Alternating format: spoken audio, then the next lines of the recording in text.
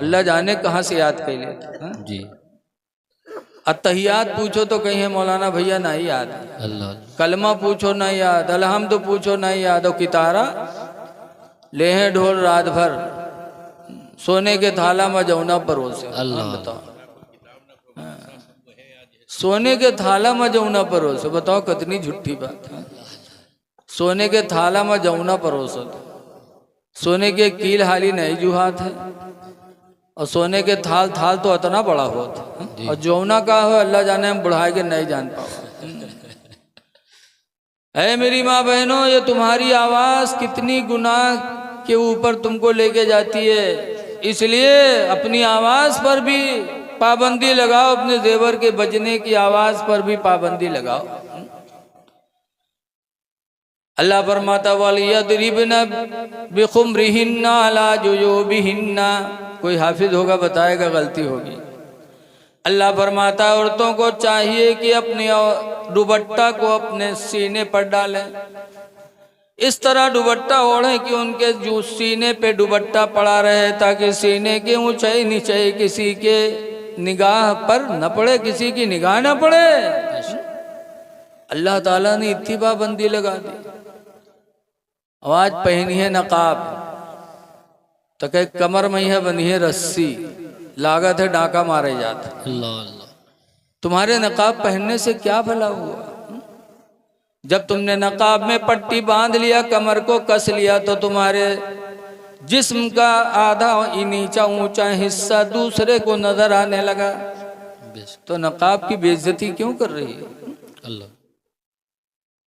इसीलिए मेरे नबी ने 1400 साल पहले बताया था, हदीस पाक है, नबी हुरैरा काला काला रसूलुल्लाह, हजरत अबू हुरैरा से रवायत है, उन्होंने कहा अल्लाह के रसूल सल्लल्लाहु अलैहि वसल्लम ने फरमाया कि एक ज़माना ऐसा आएगा कि सरकार फरमाते कासियातुन, औरतें लिबास पहने होंगी, आरियातुन, फिर भी नंगी होंगी।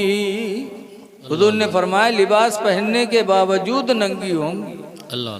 मुमीलातुन माइलात, दूसरे का दिल ले बैठेगी और अपना दिल दूसरे को दे बैठेंगी। अल्लाह।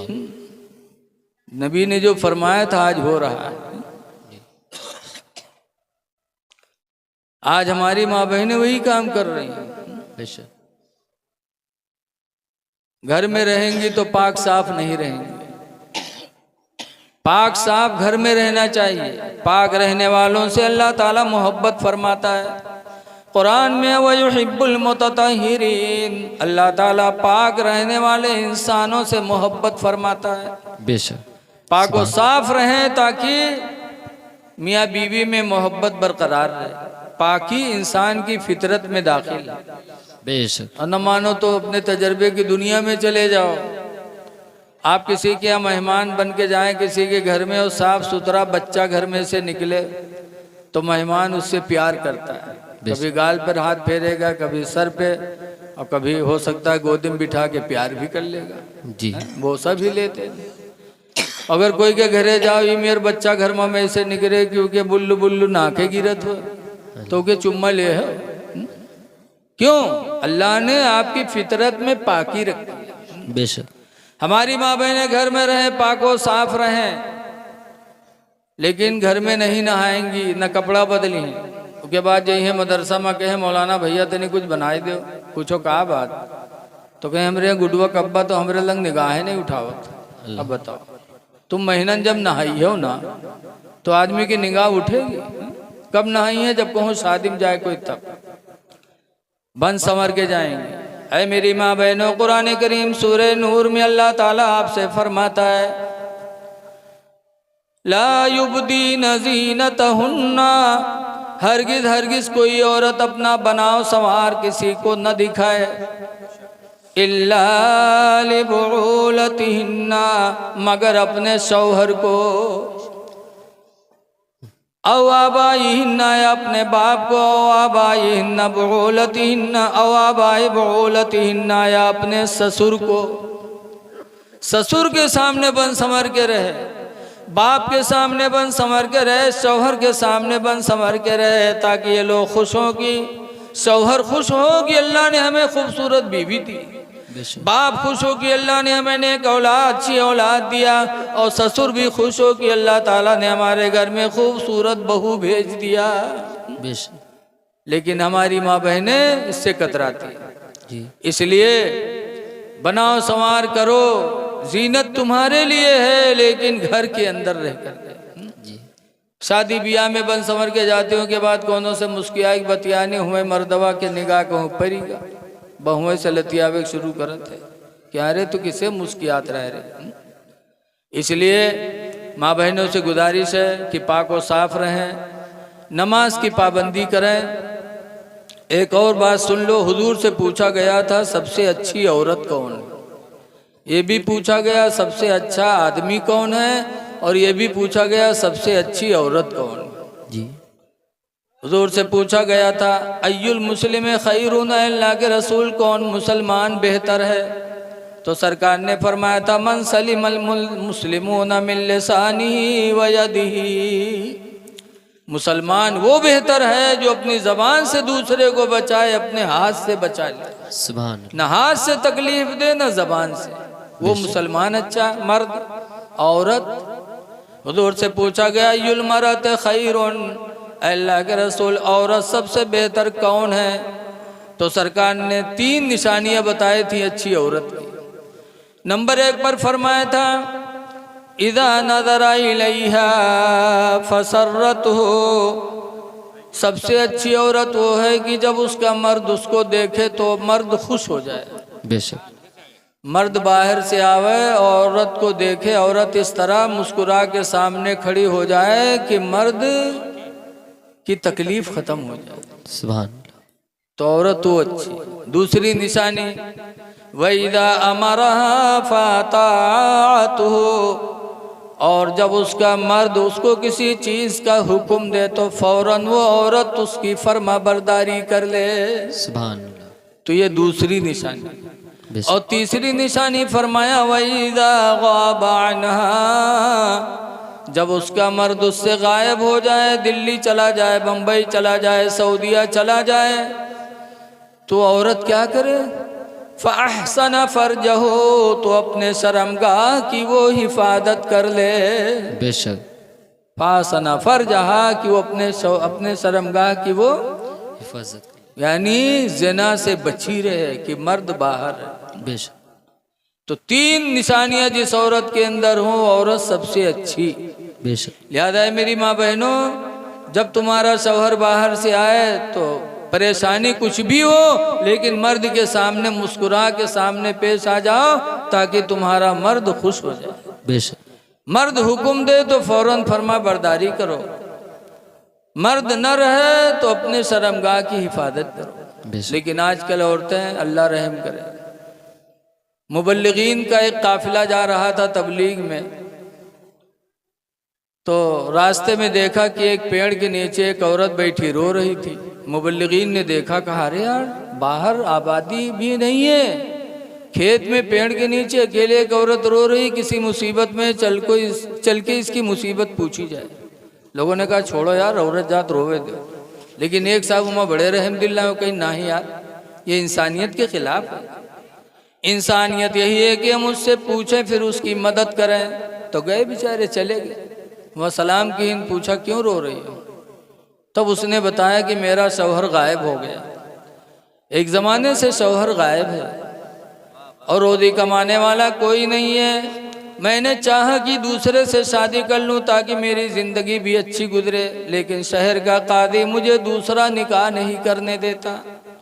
कहता है निकाह जब कर सकती हो जब तुम्हारा शौहर तुमको तलाक दे दे आके, या 2 गवाही आके दे दें कि तुम्हारे शौहर का इंतकाल हो गया, तुम बेवा हो गई, तब तुम दूसरा निकाह कर सकती, वरना नहीं। कहा फिर? कहा कोई तैयार नहीं है, इसी मुसीबत में मैं बाहर पड़ी रो रही हूँ, मेरे भाई तुम मेरा सहारा बन जाओ। कहा बताओ तो। कहा तुम मेरे साथ कादी के पास चले चलो और थोड़ी देर के लिए मेरे शौहर बन जाओ, और कादी के सामने चल के इतना कह दो कि मेरी बीवी है, मैं इसको रखना नहीं चाहता हूँ, ये कह के तुम तलाक दे दोगे तो काजी मुझे दूसरे निकाह की इजाज़त दे देगा, तो कम से कम हमारी दुनिया भी हरी भरी हो जाएगी।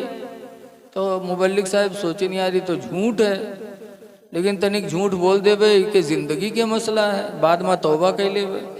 तो मुबल्लिग साहब तैयार हुई, कहीं चलो गए कादी साहब के सामने खड़े हुए दोनों लोग। कादी साहब ने पूछा क्या मामला है? तो मुबल्लिग साहब ने कहा ये मेरी बीवी है लेकिन बड़ी निकम्मी है, बहुत कमीनी है, मैं इसको रखना नहीं चाहता। बीवी से पूछा तो बीवी ने कहा ठीक है मैं कमीनी हूँ, इनके लायक नहीं होती है, मुझे तलाक दे दें। तो कादी साहब ने कहा भाई तुम्हारी मर्जी।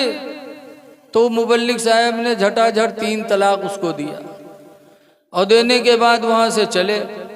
जब चले तो समझिन काम हो ही गया, लेकिन जब चले तो औरतिया कादी साहब से कहते कादी साहब मैं निकम्मी थी, कमीनी थी, इनके लायक नहीं थी, इन्होंने मुझे तलाक दे दिया, कोई बात नहीं, लेकिन 25,000 रुपया जो महर बंधा रहा हो महर तो दे दें।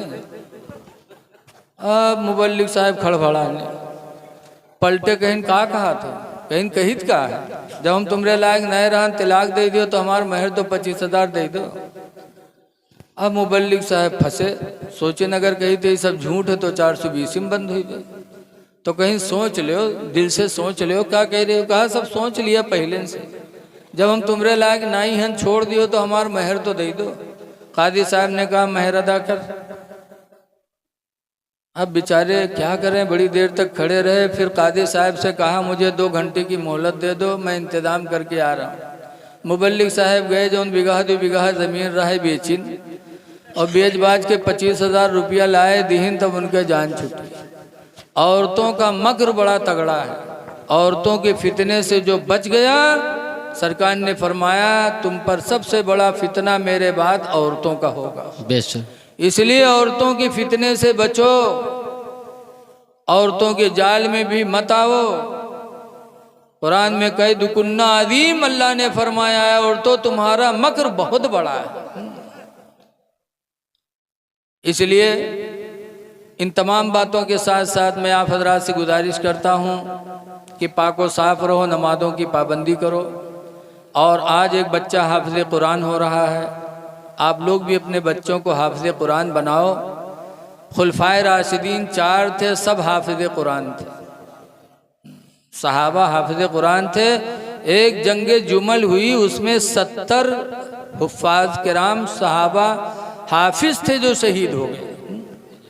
सहाबा भी हाफिज होते थे, अल्लाह के वली भी हाफिज, और हमारे तुम्हारे आला हजरत इमाम अहले सुन्नत भी हाफिज थे। सुभान अल्लाह, सुभान अल्लाह। अगर मसलके आला हजरत कदम भरते हो, दम भरना चाहिए, तो अपने बच्चों को हाफिज कुरान बनाओ, क्योंकि आला हजरत मुजद्दिद भी आलिम दीन के साथ साथ हाफिज कुरान थे। सुभान अल्लाह। हाफिज बनाओ, रोजी देने वाला अल्लाह।